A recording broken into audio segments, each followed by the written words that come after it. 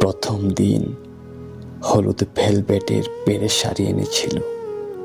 দ্বিতীয় দিনও একই হলুদ লাল পেড়ে শাড়ি এনেছিল।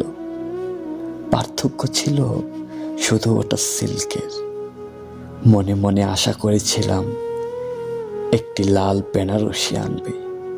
চুপি চুপি বলেও ছিলাম একটা লাল বেনারসি আনলেই তো পারতেন। প্রতি উত্তরে বলেছিল, এত স্বাদ এত ডং দেখে বাঁচি না। এখন আমার আলমারিতে সচারেক শাড়ি আছে,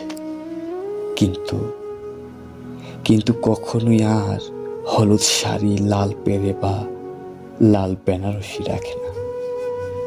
ওই দুখান শাড়িতে চলেছিল বছর 2।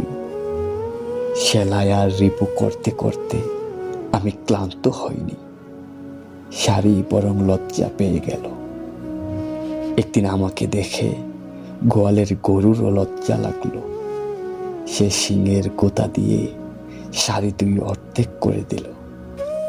বেজায় খুশি হলাম, কারণ আর একটা স্টাইল করা যাবে এই ছেঁড়া শাড়ি দিয়ে। এক পাট দিয়ে পেটিকোট আর এক পাটে দুপাট্টা হিসেবে ব্যবহার করলাম। উনি খুবই রাগান্বিত হয়ে গেলেন। আবারও বললেন, ডং দেখে বাঁচি না। আমার আলমারিতে এখনো সচারেক শাড়ি আছে, কিন্তু হলুদ শাড়ি লাল পেড়ে বা লাল বেনারসির স্থান নেই। আমার কাছে আছে সচারেক জীবন, কিন্তু ওই জীবনটা আর নেই। আমার আলমারিতে সচারেক শাড়ি আছে, শুধু হলুদ শাড়ি লাল পেড়ে নেই। শুধু লাল বেনারসি শাড়ি।